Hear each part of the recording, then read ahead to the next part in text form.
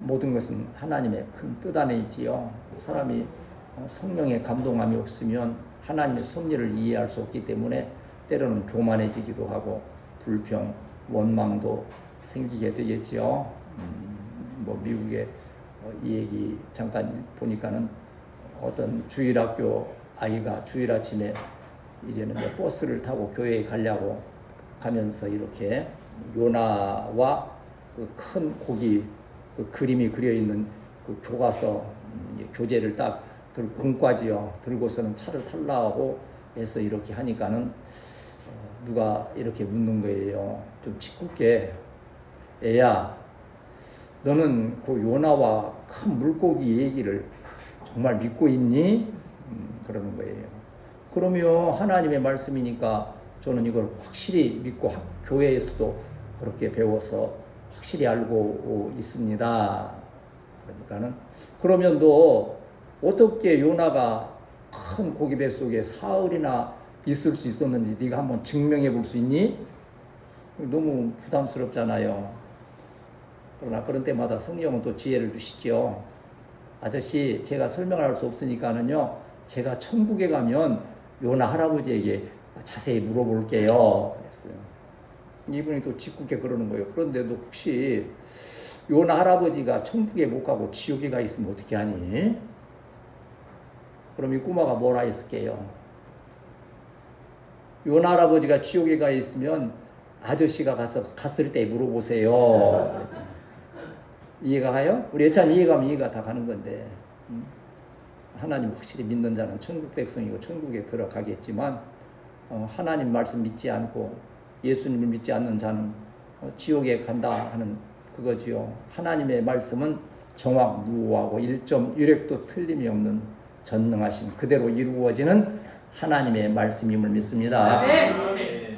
우리 이제 기독교 신앙의 그 어떤 뼈대를 주로, 그래서 요새 이제 계속 또 우리 이제 청년 또 질문을 하고 저 답변하고, 근데 어떤 때에는 저도 답변을 해놓고 나서 나중에 생각해보면 그게 아니었는데 하는 부분도 있어서 또 나중에 또 수정도 하면서 그렇게 하여 나는 하나님이 아니란다 때때로 또 헛다리 짚는 경우도 있으니까 가만해서, 그러나 최선을 다해서 오늘 이 설교 말씀도 최선을 다해서 그래도 바르게 전하기 위해서 최선을 다하고 있다는 것을 여러분이 마음에 새기시면 말씀의 은혜가 되고 그 말씀이 저와 여러분에게 힘이 되실 줄 믿습니다. 우리는 이 성경이 진리의 말씀들을 몇 가지로 이렇게 핵심을 잡는데, 첫째는 한번 따라합시다. 창조의 신앙. 하나님께서 태초에 천지를 창조하시니라. 이것은 대단원이 하나의 딱 전개예요. 이건 변함없는 하나의 진리로서 딱 선포를 하는 거지요. 그 다음에는 또 우리는 임마누엘 신앙, 예수님이 우리를 구원하시기 위해서 육신을 입고 우리 가운데 오셨다, 우리 가운데 계신다 하는 그 신앙이지요. 그런가 하면 또 우리는 십자가의 신앙을 가지고 있지요. 우리 주님의 십자가 보혈 은혜가 없었다면 절대 우리가 구원받을 수도 없고 하나님 백성 될 수도 없고 오늘 예배 드리는 것도 무익한 것이 되지요. 그러나 십자가가 있기에 우리는 구원받은 증거가 되고 십자가 안에서 우리의 모든 짐과 죄의 짐이 풀어지는 귀한 은혜가 있게 될 줄 믿습니다. 근데 항상 이제 십자가를 생각하다가서 한 걸음 더 나아가야 될 것은 십자가에서 머무르면 너무 고통스럽잖아요. 십자가의 무거운 짐, 죄사함의 기쁨은 있다 할지라도. 그래서 뭐를 주님께서 우리에게 주셨습니까? 부활의 신앙을 주신 거예요. 그래서 예수님이 부활의 첫 열매가 되셔서, 여러분 기억하세요. 지금은 우리가 육신에 막 힘들고 병들고 고민하고 여러 가지 어려움들이 있지만 우리 주님 오시는 그 날에는 우리도 부활체로 완전히 변화되어서 영원한 하나님 나라에서 하나님을 찬양하면서 빛된 삶을 살아가게 됨을 믿습니다. 그래서 잠깐 얘기하면서 천국이 어떤 모습일까 모르겠어요. 왜? 안 가봤으니까 모르겠어요. 근데 성경에 보면 천국은 이렇다고 하는 것을 환상과 계시와 여러 가지 언어로 표현해 주신 것을 볼 수 있어서 그려볼 수 있고 상상할 수 있는 것이요. 그래서 한마디로 표현한다면 한번 따라합시다. 천국은 엄청나게 좋은 곳이다. 뭐 그렇게 해석할 수밖에 없어요. 뭐 성경에 다 뭐 12진주, 뭐 황금, 보석 하는데 그건 인간의 표현을 빌어서 표현한 참 좋다는 표현을 한 것이지 실제 어떠한지는. 근데 어떤 분들은 뭐 또 다녀왔다고도 그러기도 하는데 모르겠어요. 뭐 다녀왔다는 것을. 그런데 그 다녀온 것은 또 뭐 어찌 보면 사실일 수도 있겠지만 그것이 어떠한 선한 목적이 아닌 어떠한 그런 수단으로, 심지어는 어떠한 그 이단의 사상처럼 그렇게 되어지는 것들은 참 경계할 일이다. 그래서 바울 사도도 내가 삼층천에 다녀온 그 경험이 있지만 그러나 그것을 말하지 않겠다. 너무 신비해서도 그렇지만 그 자체에 의해서 복음이 변질이 될 수 있기 때문에 우리는 그러한 데에 유혹당하지 아니하며 오직 우리에게 주신 성경 66권의 이 말씀의 기준에서 바른 신앙을 세워가는 우리 성도들이 되어야 할 줄 믿습니다. 우리가 창조의 신앙이 있고 예수님이 오신 임마누엘, 그 다음에 십자가와 부활이 있는데 그 다음 마지막 우리가 소망하는 신앙 한 가지 남은 게 뭡니까? 재림의 신앙이지요. 예수님은 때가 되면 곧 오신다. 분명히 오시는 역사가 있게 될 줄 믿습니다. 그러나 그때와 신은 아무도 알 수 없고 심지어 우리 주님조차도 육신을 입은 상태에서는 나도 모르겠다. 몰라서 모르시는 게 아니에요. 겸손이에요. 그건 아버지의 뜻에 있기 때문에 우리로서는 그 날들을 판단하면서 미혹되고 그런데 들게 되면 안 되는 거예요. 모르잖아요. 우리는 그 날짜와 시를 몰라요. 어제 여러분들이 너그러운 마음으로 제 말에 순종해서 소풍에 가서 차 한잔 마시긴 했는데 내일 모레 문 닫을 줄은 꿈에도 모르고 갔잖아요. 그 때와 시를 모르는 거예요. 뭐 그렇다 해서 제가 뭐 그것 때문에 충격받은 건 아니지만 좀 안타까운 생각은 들어요. 좀 잘 됐으면 싶은 그런. 때와 시는 특별히 예수님의 오실 날을, 재림하실 날을 우리는 어떤 육적인 생각이나 판단으로 알 수가 없으되, 그러나 성경에도 또 말세의 징조들이 여러 가지로 기록되어 있는 것을 볼 때에 지금의 이 사회적인 환경적인 이 모든 일들을 살펴볼 때에 주님의 오실 날이 이제는 심히 가까웠다. 전에는 예수님 오실 것이라고 믿고 그것이 가까웠다 했지만 지금은 심히 가까웠다 그래요. 그래서 신앙이 없는 종말론 그 학자들도 하는 말이 뭡니까? 이제 이 지구의 종말을 시계로, 지구의 나이 이것을 해서 시계로 하는데 12시간을 했다고 한다면 지금은 11시간 59분 몇 초까지 갔다고 지금 그렇게 해를 내요. 지금 지구의 종말이 몇 초가 안 남았다. 몰라요. 태양이 너무 뜨거워져서 태워서 죽는 일이 있을 수도 있는 것이고, 어떤 학자들은 무슨 뭐 별이 떠돌다가 지구에 충돌해서 지구가 빙하기가 오고 뭐 멸종할 것이다. 뭐 여러 가지를 있는데 우리는 뭐 그러한 것들을 과학적으로는 말할 수 있으나 우리의 신앙 가운데에서는 예수님은 다시 오셔서 심판하시고 우리는 부활의 영광으로 영원한 하나님 나라에 들어가게 됨을 믿습니다. 이것을 하나님의 섭리라 그래요. 하나님의 섭리에 대해서 말씀드리면서 항상 세 가지를 말씀하지요. 하나님의 주권적 섭리가 있지요. 통치하시는 하나님께서 직접 다스리시는 그러한, 때로 어떠한 우리는 상상할 수 없는 일들이 일어나잖아요. 그것은 하나님께서 직접 개입하셔서 그 역사를 이끌어 가시는 거예요. 그런가 하면 이제 해가 뜨고 달이 뜨고 별이 뜨고 그런 것은 하나님께서 정해놓으신 그 길을 따라서 보존해 가시는 섭리가 있는가 하면, 오늘 우리가 상고하는 이 중요한 것은 하나님은 우리를 통하여서 섭리하신다고 하는 거예요. 한번 따라합시다. 주여, 나를 크게 사용하여 주옵소서. 물론 우연히 잘 되는 분들도 있지만요, 정말 크게 쓰시는 분들은 계속 그런 기도를, 주님 나를 크게 사용하여 주옵소서. 때가 이르면 하나님께서 나를 사용하심을 믿습니다. 그리고 그것을 인해서 또 고난받고 힘들고 어려울 때도 낙심하지 아니하고 하나님의 때는 옵니다. 하나님께서 나를 잊지 아니하시고 동행하시며 기억하고 계심을 믿습니다. 아멘. 나를 쓰시옵소서. 아멘. 기도함을 인하여서 하나님은 나를 쓰시고 여러분을 쓰시고 또 나라의 지도자를 쓰시기도 하고 여러 가지 모습으로 쓰지 않습니까? 오늘 우리가 읽었던 이 모습은요, 바울이 이제 선교 사역을 잘 마치고 이제 3차까지 그 선교 사역을 잘 마치고 돌아와 예루살렘에 왔다 가서는 그 유대인들이나 그 지도자들의 오해를 받게 되고 충돌이 생기게 되는 거예요.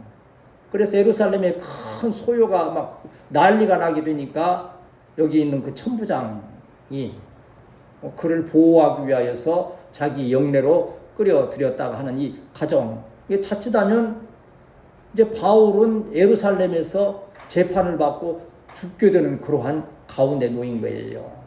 그러나 여러분 기억하시죠? 하나님께서는 바울을 어디로 보내시려고 처음부터 예정하셨습니까? 로마로. 끝내. 로마에 갈 길이 딱 막힌 거예요. 지금 여기 인간적인 눈으로 볼 때에는. 근데 인간적으로 길이 딱 막혔는데 하나님 편에서 볼 때는 이게 로마로 보내는 하나님의 놀라운 섭리인 거예요. 하나님의 뜻을 다 이해할 수 없어요. 특별히 성령이 함께하지 아니하시면 우리는 하나님의 뜻과 그 말씀의 그 의미를 이해할 수 없다는 거예요. 오늘 여러분 말씀을 들을 때에도 성령께서 귀를 열어주시고 마음을 열어주셔서 이 말씀이 힘이 되고 은혜가 되고 감동이 되고 능력이 되어서 이 말씀 붙들고도 한 주간 넉넉히 승리하는 우리 성도들이 되시기를 축복합니다. 하나님께서 이 바울을 이 위기 가운데 로마로 보내시기 위해서 어떠한 일을 행하십니까? 오늘 이제 우리가 읽으면서 또 상고하겠지만 로마의 그 막강한 군대를 400명 이상을 동원하시는 거예요. 이건 뭐 있을 수가 없는 일이죠. 예를 들어서 제가 뭐 큰 위기에 뭐 있는데 한국 군대 뭐 장관이 나를 보호하기 위해서 군대를 한 뭐 몇 명이라도 동원해서 했다고 생각해 보세요. 아마 이 동네에 기적이 일어났다고 뭐 난리 날 거예요. 하나님께서는 그 바울 사도 하나를 보호하여 로마로 보내서 복음을 전하시기 위해서 그 천부장과 또 백부장과 이 모든 군사들까지도 사용하시는 역사가 있었다고 하는 거예요. 이게 하나님의 섭리요. 하나님은 섭리하시되 저와 여러분을 통해서 또 그 누군가 사람을 통해서 역사하시는데 하나님의 섭리에 저와 여러분이 잘 쓰임받는 역사가 있게 되시기를 축복합니다. 오늘 이 말씀 통해서 보면 하나님의 이 보호하시는 섭리가 있는데 22절 말씀을 다시 읽으면 자 22절 21절과 22절을 이어서 읽어야 되겠네요. 21절 22절 시작. 당신은 그들의 청함을 따르지 마옵소서. 그들 중에서 바울을 죽이기 전에는 먹지도 않고 마시지도 않고 맹세하니라. 40여 명이 그를 죽이려고 숨어서 지금 다 준비하고 당신의 허락만 기다리나이다 하니 이에 천부장이 청년을 보내며 경계하되 이 일을 내게 알렸다고 아무에게도 이르지 말라 하고 그랬어요. 바울을 죽이기 위해서 몇 명이 지금 준비하고 있다고요? 40여 명이 아주 금시까지 가면서 이건 결사대 아닙니까? 그 어제도 잠깐 얘기 나누었지만 그 미국의 9.11 테러 같은데 비행기 타고 그 중동권 그 테러 집단이 비행기 몰고 가서 막 하잖아요. 걔들은요 우리가 지금 그 무역센터를 이렇게 파괴하는 것이 잘못된 일이고 죄된 일이라고 생각지 않는 거예요. 그것이 자기들의 섬기는 알라를 가장 영광스럽게 하고 우리도 이렇게 함으로써 저 천국에 간다는 그 확신이 있는 거예요. 여기 지금 바로 바울을 죽이고자 해서 금시가 했던 이 40여 명도 그러한 열광적인 그러한 무리이기 때문에 자칫하면 바울은 한 칼에 갈 수 있는 그러한 위기에 놓여져 있는 거 볼 수 있습니다. 그런데 여기에 누가 등장합니까? 천부장이 동원되는 거예요. 천부장은 600여 명의 군사를 거느리면서 그 예루살렘의 치안을 유지하고 하는 중요한 일을 하는 거예요. 이 천부장이 보호하면 웬만한 것은 보호될 수 있는, 물론 근본적으로는 하나님이 보호하시고 주관하시고 인도하시지만 그렇다 해서 천부장이 바울을 보호하고 살피는 게 아니에요. 천부장의 마음을 움직이시는 하나님이 바울을 보호하시고 복음의 길로 인도하여 주심을 믿을진데 우리 교회, 우리 또 나라와 민족까지도 하나님의 이 섭리가 있을 때 위기 가운데에서 보호되고 선한 일에 쓰임받게 됨을 믿습니다. 여기 지금 나오는 이 청년은 누굽니까? 바로 바울의 조카가 되는, 이 조카가 이 얘기를 들은 거예요. 그리고 지금 우리 지금 그 삼촌이, 바울 삼촌이 지금 붙들려 있는데, 유대인들에 의해서 붙들려 있는데, 그를 죽이려는 사람들이 40여 명이 금식하고 있다는 소문을 듣고서 천부장에게 가서 이 일을 구하는 거예요. 그럴 때 만일 천부장의 마음이 강팍해져서 쓸데없는 소리 말아라. 나는 그런 보고를 받은 일도 없고 내가 바울이 죽든지 말든지 무슨 상관이냐 라고 하는 그런 마음으로 이 일을 행했다고 한다면 하나님의 섭리가 진행될 수 없는 거예요. 그런데 천부장은 그 마음에 하나님이 주시는 감동이 있는 거예요. 그래서 이 청년에게 이거 나에게 말했다고 절대 그러지 마. 그 가운데 비밀 계획을 이 천부장이 세워가는 것이니 참 이 사람의 마음을 움직이는 것은 사람이 아니에요. 하나님께서 마음을 움직이심으로 인해서 오늘 예배 드릴 수 있는 거예요. 또 한 주간 살아갈 때에도 하나님께서 그 마음에 그 누군가의 마음을 감동시키시고 합력하여 선을 이루게 하시는 귀한 역사가 있게 되시기를 축복합니다. 부모 자식 간에도요, 그 마음을 성령께서 감동하지 아니하시면 얼마나 갈등이 심한지 몰라요. 왼수처럼 지내는 분들도 많잖아요. 요새 노년의 문제들이 왜 그렇습니까? 우리 시대하고 달라요. 우리 시대는 막 정이 있고 부모, 자식, 막 형제, 이웃 이게 있었지만 지금은 없어요. 부모조차도 정말 어떤 막막하고 길이 없으면요 절대 같이 할 수 없는 그런 참 처참한 시대가 됐다고 하는 거지요. 그러나 그 가운데에서도 하나님은 우리를 향하신 선하신 뜻이 있고 보호와 은혜로서 섭리하심을 믿습니다. 23절 같이 읽습니다. 시작. 백부장 둘을 불러 이르되 밤제 30 가이사라까지 갈 고병 200명과 기병 70명과 참군인 100명을 준비하라 하고, 이 가이사라라고 하는 지역에는 지금 저기 총독이 거주하고 있기 때문에 총독의 판단을 받고 그러왔다는 지시를 받기 위해서 저걸 보는데, 여기 보면 뭐라 그랬어요? 보병 200명과, 보병은 뭐요? 창 들고 걸어가는 게 보면 방패 들고, 기병은 뭐요? 말 타고. 요새 우리 주한이 그 노래를 가르치는데 계속 그 노래 뭐 나는 주의 뭐 포병이다 포병이다 뭐 못돼도 하는 그거만 들으면 울다가도 딱 끝이야 그냥. 해가지고 영어로 이제 뭐 저거에서 저기 하는데, 근데 여기에서 이 백부장 둘을 불러서 보병 200명과 기병 70명과 창병 200명. 창병은 뭐요? 긴 창을 들고 그냥 돌진해가는 무서운 군대죠. 그걸 200명을 했으니 여러분 빨리 몇 명이에요 그러면? 그렇지. 470명이라고 하는 것은 아까 이 천부장이 거느리고 있는 군대의 숫자가 몇 명이라고 그랬어요? 600명인데 그 중에 470명을 차출해서 바울을 호위한다는 것은 이건 꼭 무슨 왕의 행차처럼 경비하는 이런 수준인 거예요. 바울은 지금 죄수처럼 지금 끌려가는 몸인데 하나님은 군사를 470명이나 동원하셔서 그를 눈동자와 같이 보호하시는 거예요. 아비가일이 다윗에게 그러잖아요. 당신은 그 나발의 일로 인하여서 저기 했을 때 당신은 하나님의 생명 싸개 속에 있다.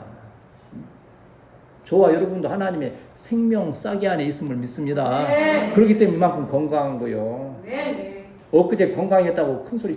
요새 지금 파무사님 통해서도 지금 몇 분 지금 뭐 췌장에 또 뭐 암 생겼다 그러지, 어디에 또 암 생겼다 그러지, 계속 나오는 거예요. 어제도 뭐 무슨 얘기하다가 뭐 가수 뭐 현철인가 하는 사람 있잖아요. 그럼 파무사님 안 죽은 줄 알고 계시더라고. 죽은 사람 많아요. 살아 있으니까 산 사람들 보니까 그러지요. 알게 모르게 죽어간 사람들이 많아요. 하나님이 거두시면 가는 것이고 하나님이 살리시면 사는 거죠. 그런데 한 생명을 살리기 위해서, 바울 하나를 살리기 위해서 하나님은 거의 470명의 군사를, 그것도 100km나 되는 거리를 호위하여 갈 수 있도록 놀라우신 보호의 섭리의 역사로 함께 하심을 믿습니다. 하나님은요 참 얼마나 놀라운 은혜인지 몰라요.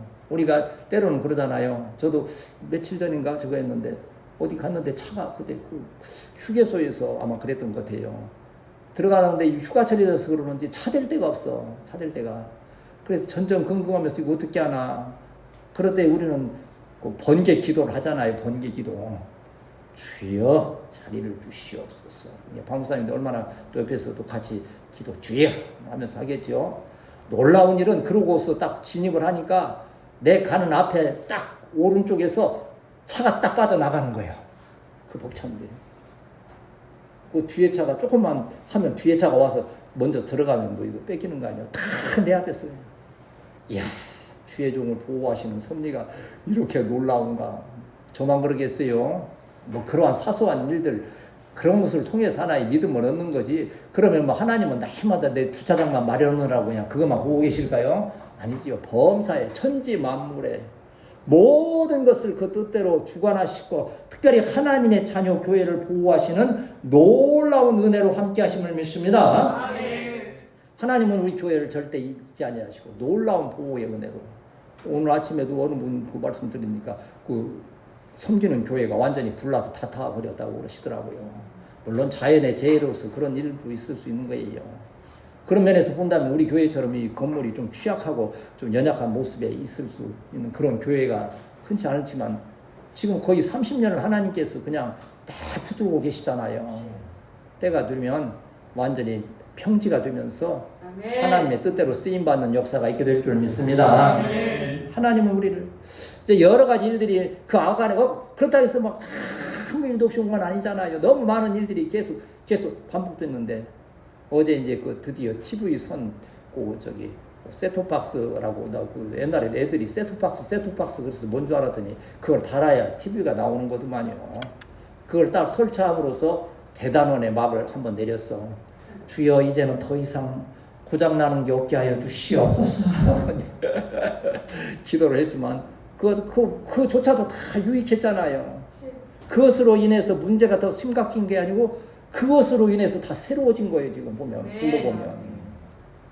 그러나 전체를 교회를 새롭게 하시는 여러분 가정과 일터를 완전히 새롭게 하시고 보호하시는 은혜로 함께 하심을 믿습니다. 10월에 이 성장의 역사가 좋아요. 하나님은 어떻게 보호하시는가? 신명기 32장 보면 이스라엘 백성이 광야를 지나면서 체험했던 이 말씀은 보호의 섭리를 말할 때 전할 때 이 말씀을 꼭 많이 인용해요. 신명기 32장 10절에서 12절까지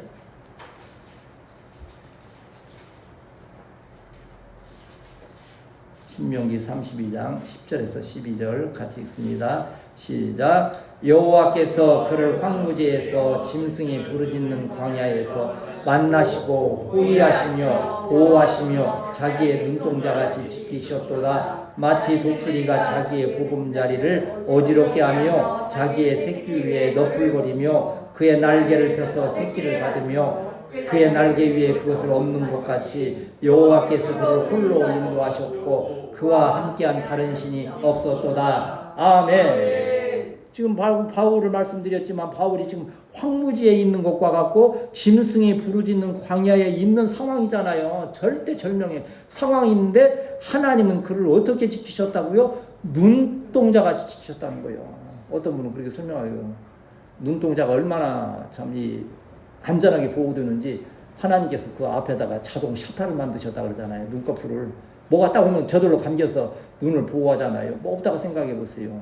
또 땀나면 땀 흘러 따가울 것 같으니까 다 솔밭을 두어가지고 땀이 직접 못 내려고 흘러가게 하시고 하는 그렇게 눈동자를 얼마나 세심하게 보호하시는가 하는 것처럼 하나님께서 이스라엘 백성을 그 광야에서 그 인도에 주셨다고 하는 거예요.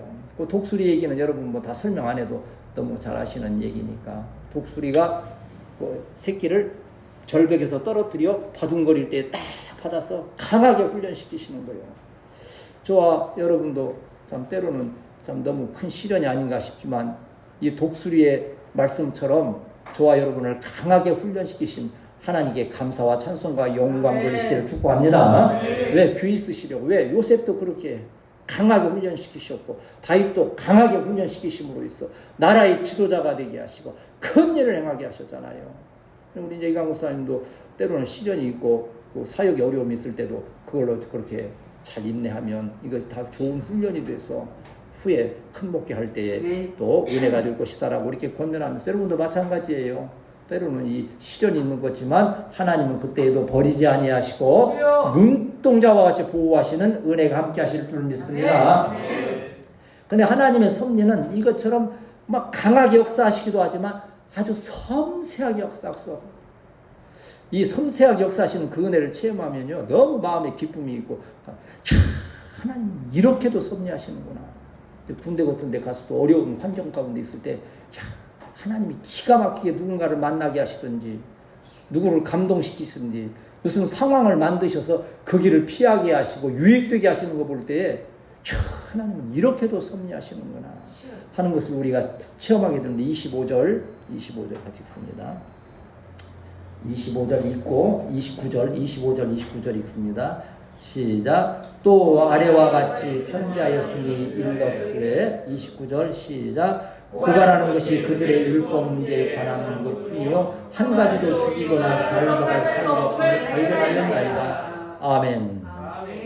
이 편지 한 장이 아무것도 아닌 거지만요 사람들은 글 하나로 그 생명을 살릴 수도 있고 말로도 마찬가지지만 그 글 한마디로 말 한마디로 사람이 죽을 수도 있는 거예요. 그런데 여기 그 천부장은 그 총독 벨릭스 각하께 문안한다 하면서 편지를 쓰는 거예요. 말로 하는 것과 편지 쓰는 거 옛날에 다르잖아요. 그만큼 이 바울에 대해서 보호할 수 있는 길들을 하나님께서 그 마음들을 감동시키시는 거예요. 솔직히 그러지 않습니까? 나하고 별 관계도 없는 바울 그저 보내서 재판받고 뭐 죽든지 살든지 하면 될 거 아니에요. 그런데 그 마음을 천부장의 마음을 감동시키셔서 총독에게 편지를 쓰게 하는데 이 사람은 내가만 보아도 죽일 만한 결박할 만한 사유가 없습니다 하고 쓸 수 있는 그 마음을 누가 감동하시는 거예요? 하나님이 감동하시는데 이것이 얼마나 섬세하느냐 이거예요. 저와 여러분도 마찬가지로 적은 무리로 있기 때문에 그 은혜가 있는 거예요. 섬세하잖아요. 우리는 마음까지 다 할 수는 없을 때 모르지. 여러분이 뭐 말로는 막 목사님 어떻고 해도 속으로는 또 뭐 이런지도 모르겠지만 뭐 그런 일은 없으리라 또 믿고 저도 마찬가지잖아요. 섬세한 것을 하나님의 섬세한 손길을 여러분 일터에서 일하시다가 사소한 일 같지만 또 가정에서 어떤 행사 학교에서 뭘 하다가 그 가운데 정말 섬세하게 역사하시는 하나님의 손길을 체험하는 우리 성도들이 되시기를 축복합니다. 그럴 때 마음에 기쁨이 있고 더 힘이 있고 용기가 있는 그러한 역사가 있다고 하는 거예요. 참 사람은요 별 수가 없어요. 누가 나이에 따라서 이렇게 인삼으로 비유를 했더라고요.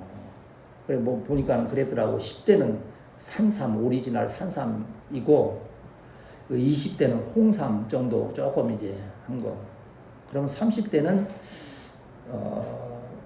인삼 그냥 보통 살 수 있는 인삼인데 40대는 이제 수삼 정도 저기 하고 50대는 더덕 이제 그 인삼보다도 이제 더 이제 가치가 조금 떨어지는 거. 60대는 도라지. 그리고 저같이 70대면 무말랭이래.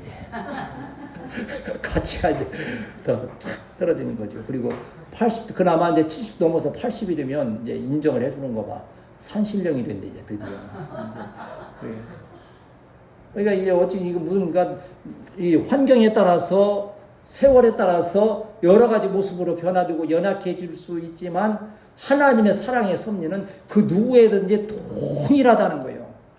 우리가 가정에 있든지 일터에 있든지 그 어느 곳에 있든지 하나님께서 섭리하시면 안전하게 세미하게 섭리하신다는 거예요. 아멘. 나는 우리 고양이들의 별명이 뭔지 아세요? 다 전체의 별명? 이름은 있지. 지금 누구는 치즈라고 그러자, 누구는 또 준이라고 그러자. 아직 지금 사실은 이름이 통일이 안 돼 있어. 우리 회의원에서 이름 통일해야 돼 지금. 그런데 나는 그 4마리, 5마리 전체를 뭐라고 부르는지 아세요? 성경적으로 돌아온 탕자들. 돌아온 탕자들. 생각도 없이 완전히 포기하고 이제는 그래서 이제 오니까는 또 고양이 또 간식을 또 안 살 수가 없어서 어제 또 간식을 또 샀어. 아마 간식이 좀 풍족에 나올 수 있을 거예요. 근데 거기에 생각드는 게 뭡니까? 그 미물 하나까지도 하나님의 허락하심이 섭리가 아니면 출입이 불가능하다고 하는 거예요. 그런 것조차 하나를 통해서도 그 누군가의 마음을 감동시키시고 찔리게 하시고 그래야 해서 그걸 스스로 또 판단하게 하시고 와서 얘들은 지금 완전히 와방붕 살잖아요. 거기 펜스 쳐져 있지. 그거 저기 우대훈 수사가 그 저기 천막 치고 그 울타리 쳐놓은 게 지금 생각해 보면 걔들 그 아지트 만들어 주려고 그때 미리 마련한 것 같아요. 하나님은 실수가 없다 하시는 말씀이 그런 거지요. 하나님은 세심하게 섭리하시되 하나님의 교회와 하나님의 자유를 위하여서 아름다운 섭리와 역사로 함께 하심을 믿습니다. 네. 하나님께서 하시는 누가복음 19장 30절에서 보면 이거 우리 주님께서 이제 예루살렘에 입성하실 때에 나귀를 풀어오라고 그러시잖아요. 거기에서도 예수님은 만물의 주인이시구나, 섭리 하나님이시라는 것을 그 한 단어에서 우리가 찾을 수 있어요. 거기 말씀 보면 누가복음 19장 30절에서 32절까지 같이 읽습니다. 시작. 이르시되 너희는 맞은편 마을로 가라. 그리로 들어가면 아직 아무도 타보지 않은 나귀 새끼가 매여 있는 것을 보리니 풀어 끌고 오라. 만일 누가 너희에게 어찌하여 푸느냐 묻거든 말하기를 주가 쓰시겠다 하라 하시매 보내심을 받은 자들이 가서 그 말씀하신 대로 만난지라 그랬어요.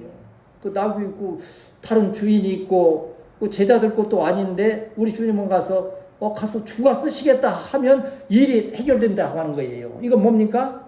짐승 하나에까지도 하나님의 주권이, 그 주인이 하나님이시라고 하는 거예요.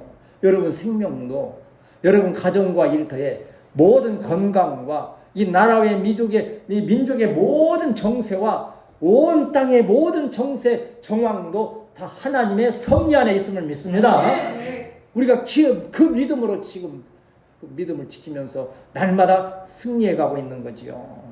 이러한 은혜가 날마다 저와 여러분에게 함께 하시기를 축복합니다. 네. 제가요 이제 생각이 철이 들어가요. 사실은 그전에는 기도를 하면 그냥 어떠한 이렇게 한다는 판단과 주시는 그 말씀의 계시를 따라서만 했고 정말 그 뜻이 무엇인가를 더 깊이 헤아리지 못했던 부분들이 많아요. 솔직히 우리 성도들이 거의 목숨 걸고 지금 하잖아요. 그렇게 막 그 지금 여기는 부모고 자식들이니까 부모들은 내가 알아요. 주님께 드릴 것을 막 확 드리고 나면 생활은 쉽지 않다는 것을 내가 알아요. 그냥 믿음이 있으니까 당연히 그렇게 하지. 그렇게 하는 것은 복이 될 거야. 그렇게만 생각하고 그걸 그렇게 대수롭게 생각지 않았어요. 그래서 내가 어제 다시 한번 말씀 붙들고 기도하고 묵상하고 준비하면서 내가 이렇게 축복을 했어요.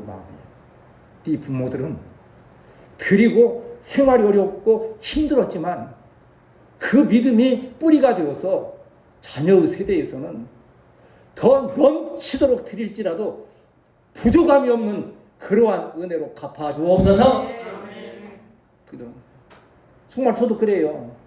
어찌 보면 좀 빈약한 가운데에서 어떻게 해야 될지 막 고민하면서 또 생각하고 하는 일들이 그저 헛된 것이 아니고 하나님은 이러한 그 작은 믿음을 크게 기억하시고 우리 후세대의 교회에서는 정말 마음껏 선교하고도 차고 넘치는 역사가 있게 하옵소서.